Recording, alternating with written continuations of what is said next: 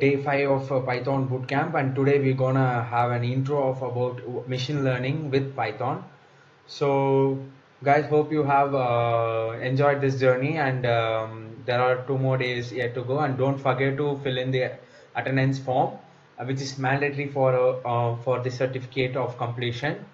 And today's agenda is gonna be an intro about machine learning, how to set up a machine learning, and basics of another IDE called Jupyter Notebook, and how we read a data using pandas, and some basic data exploration using pandas.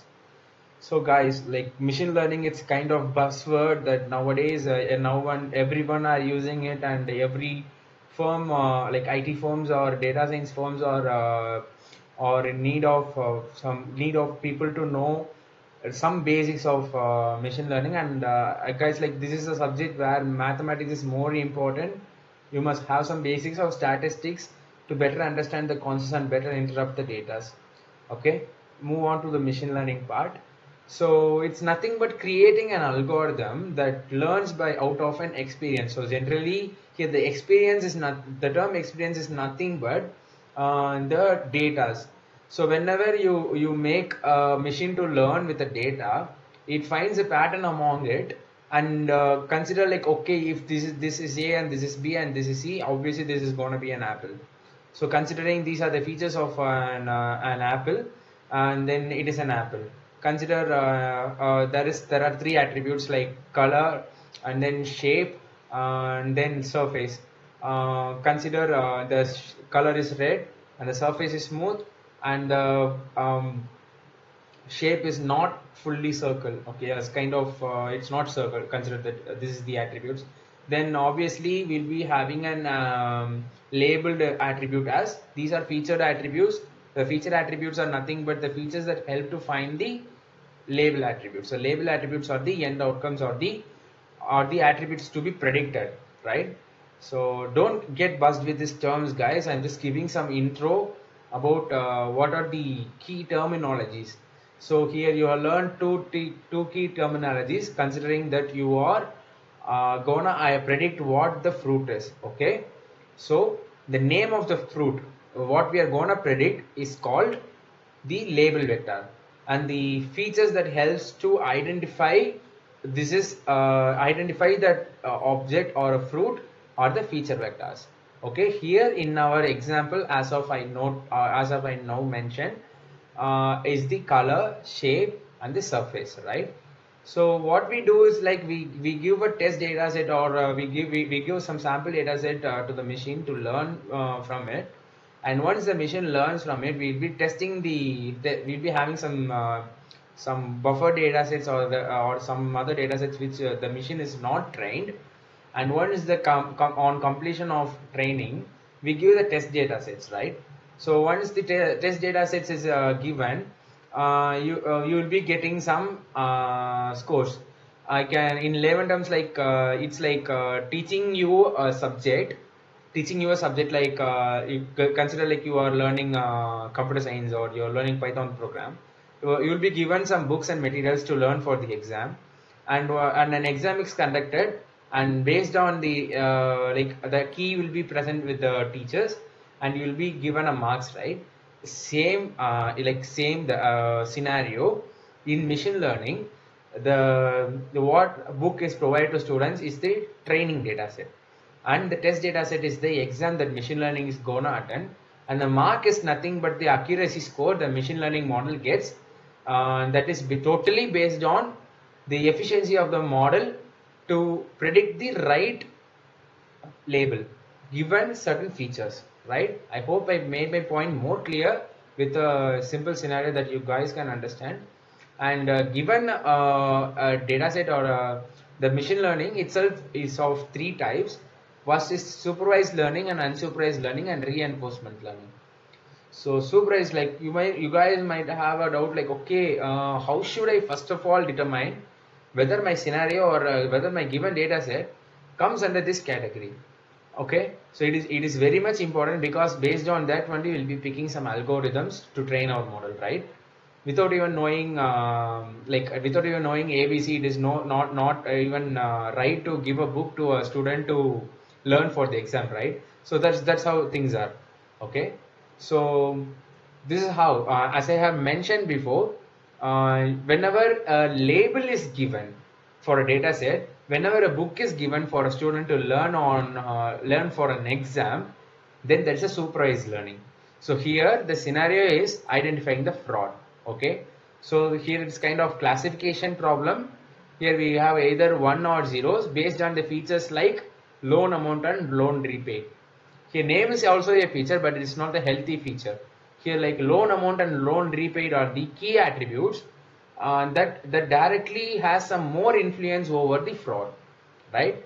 So here the label vector is fraud, and for now you guys can consider the loan amount and loan repaid as the feature vectors, which helps to find the fraud.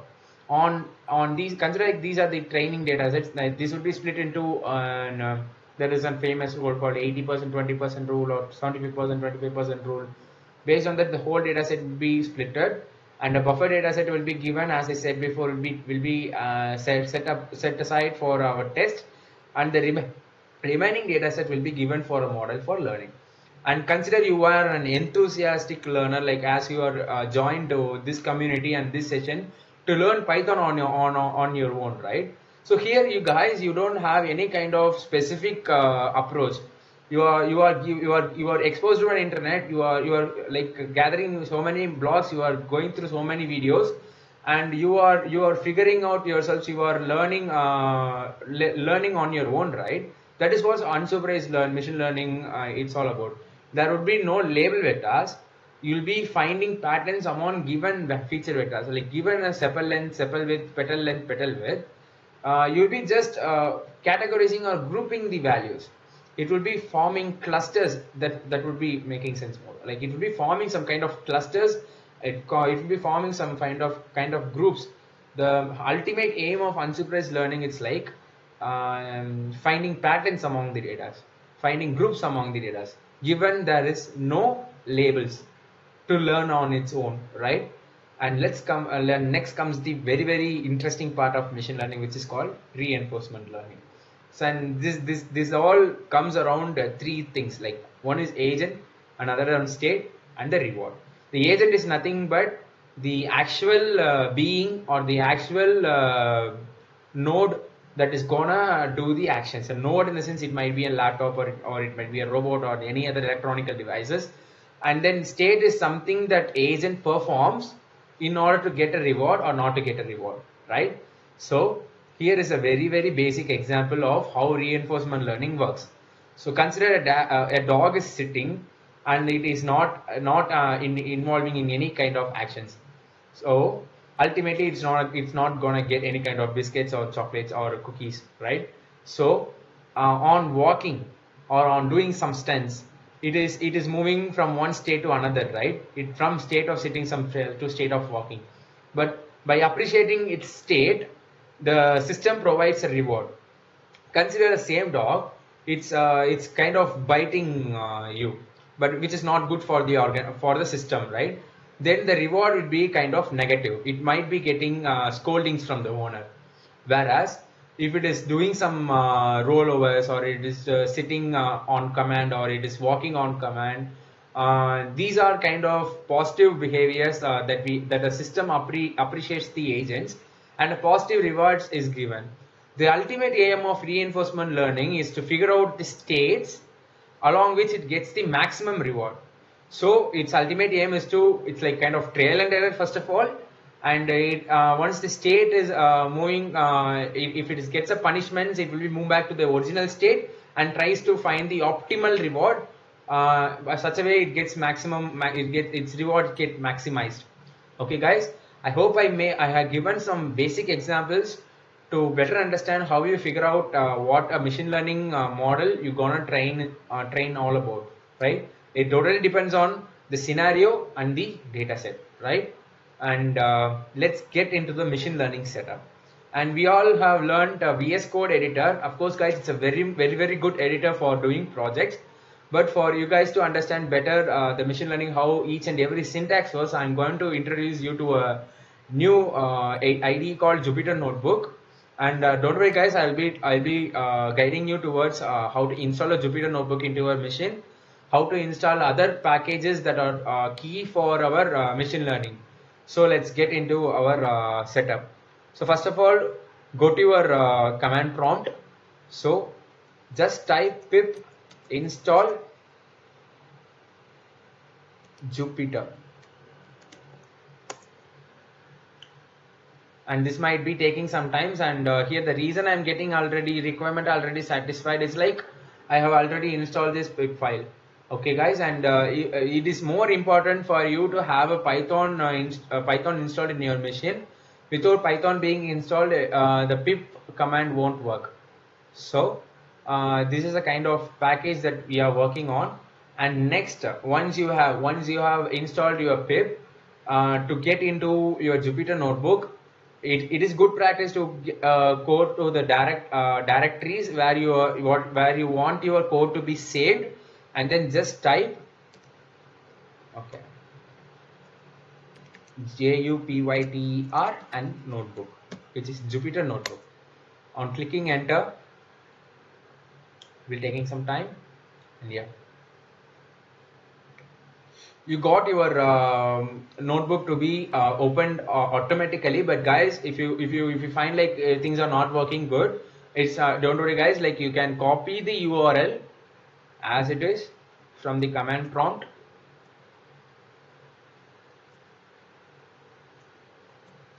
and open the Google Chrome and enter the local host or whatever the IP that you have copied. Okay, so you get into the folder. Okay, I am just gonna get into this folder, and to create a new file, click new and then click Python 3. Okay, okay, so here we shall name our file as intro to ML, and once you are renamed, it's all set to go. And guys, it's very much easier for you to install any kind of packages inside Python ML itself, like inside the Jupyter notebook itself. You no need to install each and every you no need to move on with the command prompt to install each and every packages. So let me show how things works. We all we need is like packages like pandas, and then numpy. At last, we need scikit-learn, right? So these are the packages we need to have. So put an exclamation mark and then type pip install and numpy. Now we have installed the numpy package, and next is pandas. Pip install pandas, and then shift plus enter to run a code, or you can see a run code right here. And then once it's done, we're gonna install pip install scikit-learn, and again a shift plus enter. And guys, like why is tailing requirements already satisfied? It's like I'm already having these files, so that's the reason I'm having this thing. And now guys, like we have a setup of a Jupyter notebook. You guys now know how to create a new Jupyter notebook, how to rename a Jupyter notebook file, how to install any kind of packages inside a Jupyter notebook itself, right? So let's move on to our next topic, which is reading data in pandas. Like in machine learning perspective, mostly we're gonna deal with in most of the cases, like we'll be dealing with comma separated values. And in this bootcamp, we'll be learning how to read a comma separated value in pandas, right? So first of all, we need to import pandas, and it is always easy to have an alias, and then telling like we shall have some short forms for our libraries or for packages. Like for pandas, I like to have a PD as a short form. So next, and guys, on running that, you could find like certain warnings are being posted. Like in order to avoid these kind of messy warnings, you can use like import warnings and then warnings dot filter warnings of ignore. And once this code is run like executed, we shall try this one. Now you won't be seeing any kind of ugly warnings like as we had in pandas, like on like on the line number 5, right? So for the like syntax, the syntax for reading a CSV file is like pandas that read underscore CSV file, and it is also important to store that in a variable, right? So let me show that. Let's have data as the variable. Data is equal to pd dot read underscore CSV of, okay, let's have the name of the data, melb underscore data dot CSV, right? So it's melb underscore data dot CSV. And to have a view of how things are, the data dot head statement is used, and it will be throwing 5 rows, and first 5 rows of a data. In order to, guys, to have like I need to have the tail values or the last 5 values of the data. We can also have data dot tail of, just not giving anything, not given, it will be having the last 5 data. Okay, I'm not interested in top 5. I'm just gonna interested in first 10 values, means whatever may be the n number, you shall put in the head. So you'll be having that n rows, and same for the tails, right? So for now I'm just gonna delete these two. Just gonna have the data dot head alone for our better understanding. So this structure is called data frame. You guys might have a doubt like what data frame is, right? So data frame is nothing but a two-dimensional structure, like kind of spreadsheets, like we have Excels that has columns and the rows, right? So you can call based on the columns, you can go through the iterations of the rows, you can pick up some random values, you can pick up the maximum values, you can pick up the minimum values, and it totally depends on the scenario. And the whole idea is about bringing structure to the data. Before, the data might be an unstructured thing, and now we are bringing that into a 2 dimension, like that makes sense for everyone, right? So this is how the data looks like once you read the data. And then while looking at basic exploration of the data, we use a thing called describe. So data frame dot describe. So we all know like data is our data frame, and what we're gonna do is like just give data dot describe. And guys, that this produces an 8 valued matrices, or like key parameters that could help us to validate or make some good sense of how data is, right? So let's see how we can interpret a data, or a kind of basic exploration of a data with just this command, right? So first one is count. The count is nothing but the just the non-missing values, like number of non-missing values, or the values that has the total number of values, a total number of rows that actually has values under the whole data set. So here you can see a building area is around, it has around 7,130, whereas the land is has around 13,580. This shows like the remaining values, like other than 13,580, considering 13,580 is the total number of data frames, or the total number of rows in a data frame. Sorry, it's a total number of rows in a data frame, and 7130 is the only non-missing values, and it has many missing values, right? That makes sense, right? And then these exactly shows like around 13,580 rows has the values for rooms, and 7,130 rows has a value for building areas, and so on so forth. Okay, and next one is the mean. So mean is nothing but, you guys know, it's like a central tendency, and it's an average of number of rooms, the whole population that process.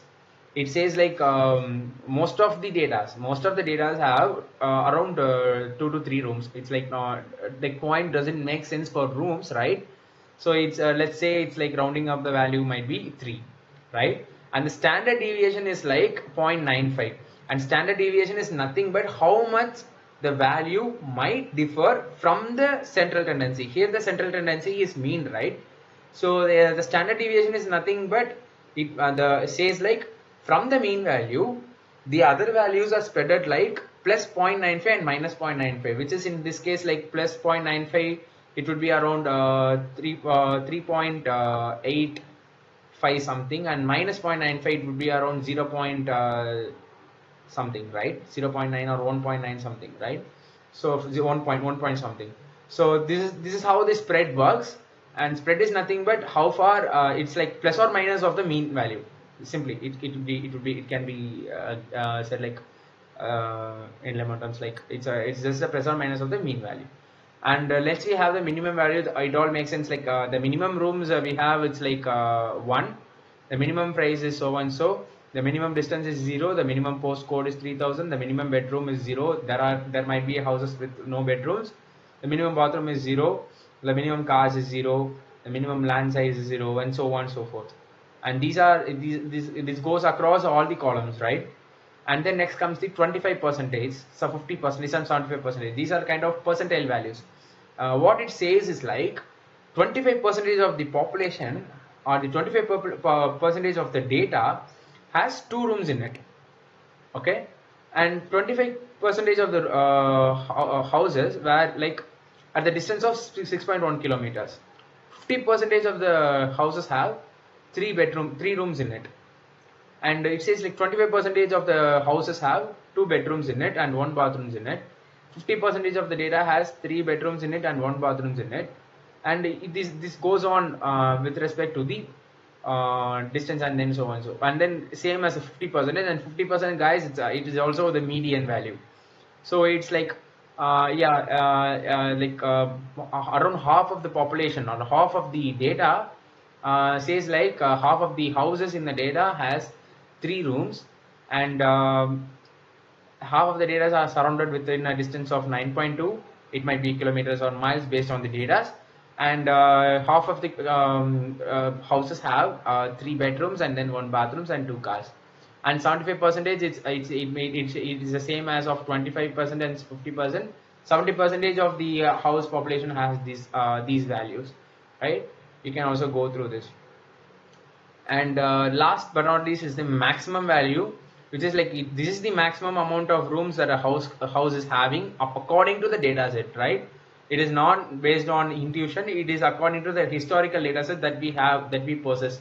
Out of 13,580 data sets or 13,580 houses that have been mentioned in the data, this is the maximum number of rooms I could find among the data set. And this is the maximum amount of distance that I could find. This is the maximum amount of bedrooms that I could find. This is the maximum amount of cars I could find. This is the maximum number of bathrooms I could find. This is the maximum land size that I could find, and so on and so forth. Basically, guys, this describe alone can you can derive so much stories are based on this single command.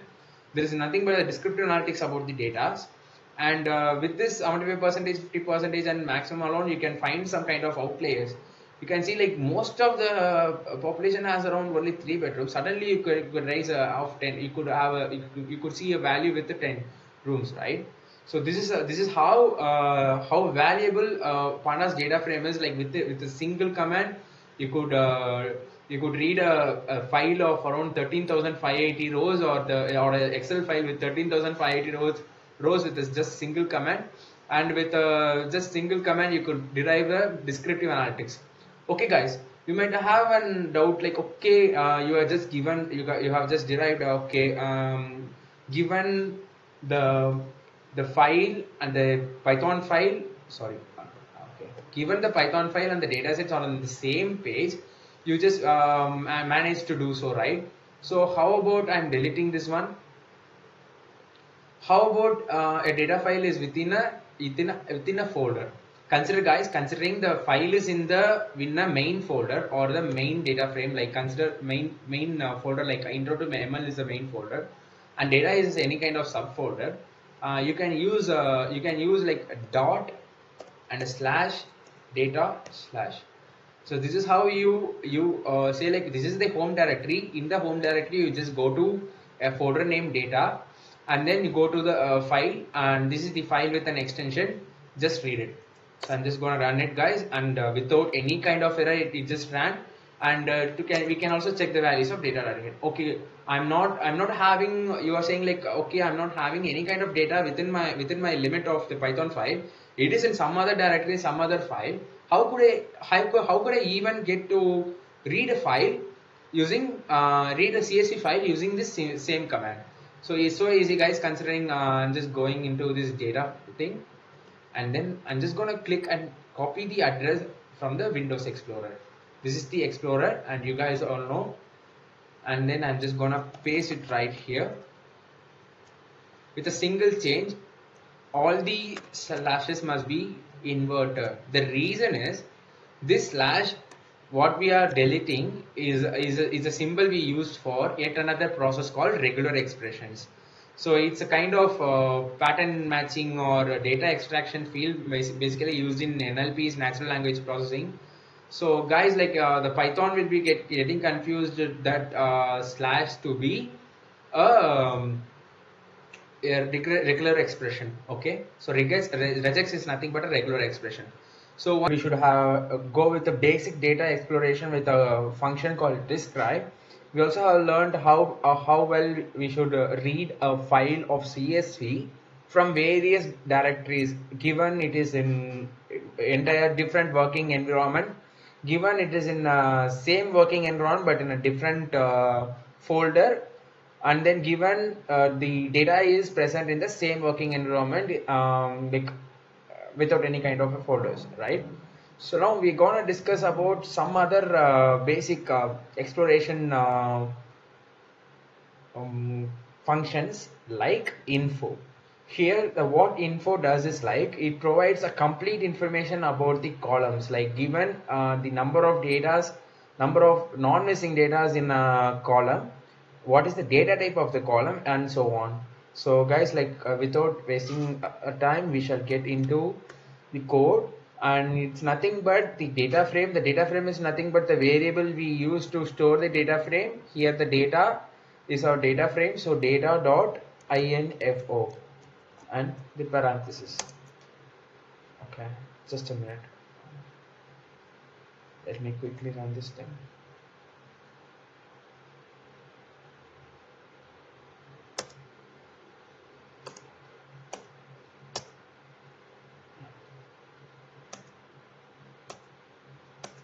Okay, so guys, these are the columns we have and these are the rows.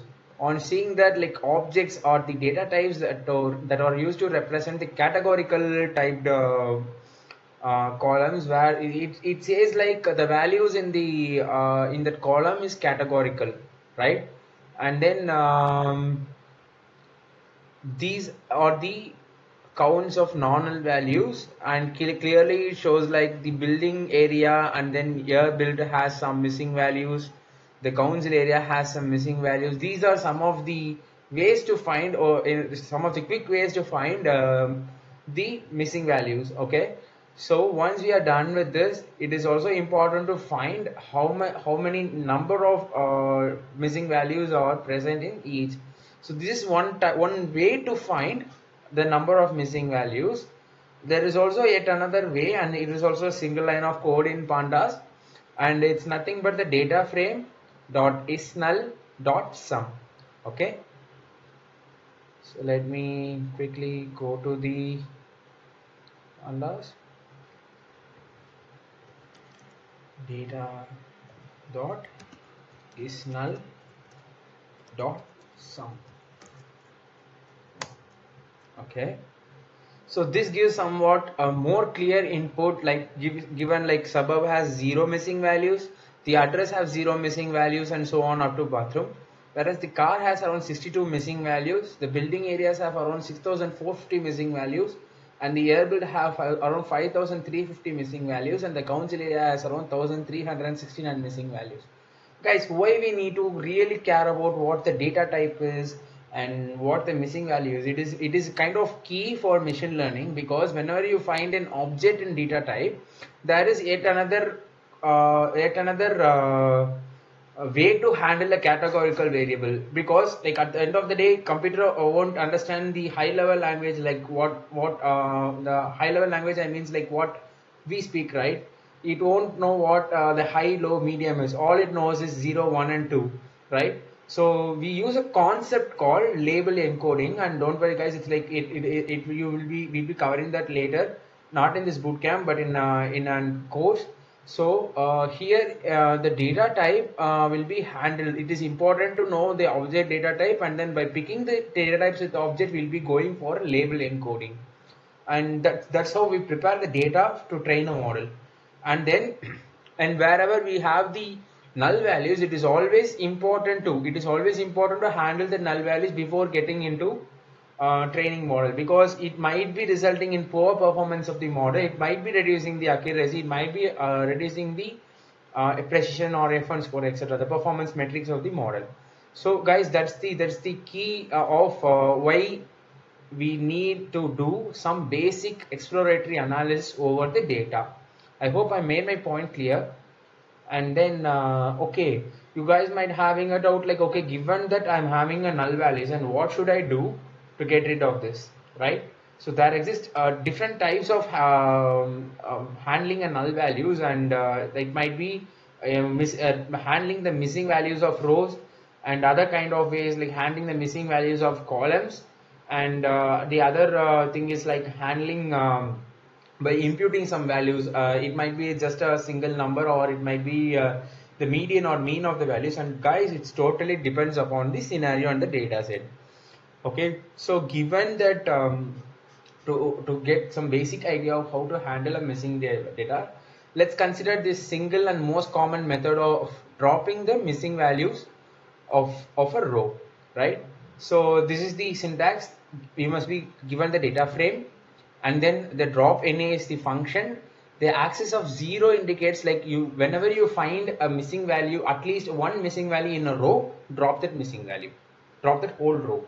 Okay, not only the missing values, the whole row will be dropped. So that's how they handle missing values. Let's check how things works in a practical. So we have data drop NA of axis is equal to 0. Upon running that, we're getting like 6,196 rows and 21 columns. So guys, like to get a quick review on how things work, we shall also go ahead and go for data.info. Okay.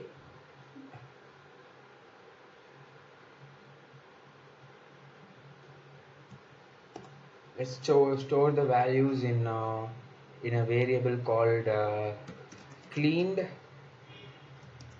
data is equal to drop. Sorry, it's a typo. Now let's find the info of cleaned data.info. Sorry, again it's a typo.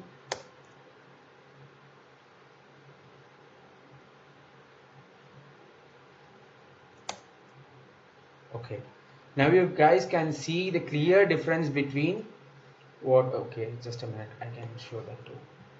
Data.info. Okay, here you can see guys, like we have around 1350 of rows, and here we have a standard of around 6,196. The reason is the rows which have a suburb value might not have the values for building area. So that's how things works. Even at least a single value in a row is missing, then the whole row will be neglected, irrespective of its value in suburb or address or rooms. Guys, like this method has both pros and cons. The pros is like we have standard number of non-null values to work on, but there are chances of getting certain key information might be missing for training the data. We might be losing some information that might be helping the model to get learned better. So guys, like this is one of the basic method you must know to clean a data, and this clean data can be further used for preparing the model, right? I hope you guys have learned something new in this video, in this day 5. So as we have learned, like we have learned about the term called info. We learned how to clean a data by removing all the missing values in a data set along the rows, and then we also learned about how to find the sum of missing values with respect to each columns, and it is very much useful, guys. And then we also learned about data.describe in this session. We also learned about how to get the head value of a data, tail value of the data, how to get data from different directories irrespective of being in a working directory. We also learned how to ignore some warnings. We also learned how to import a third-party package or a package built by other persons, like by installing using the keyword called pip install and then the package name. And this is how you install it. And one more, guys, this is like kind of one-time work. You don't need to run again and again whenever you want to create a model. Once you given like your system is adapted, your system is installed with a package, it will be automatically showing this this info called requirement already satisfied, which means this package is already in it. You don't need to run again and again. And that's all, guys. Don't forget to fill in the attendance form for the day 5, which is mandatory for our certification of completion to be issued. And don't forget to subscribe, and then leave a comment and share this bootcamp if it is useful for you. And comment your doubts, guys. We are always happy to address the doubts. So bye, see you later for the day 6.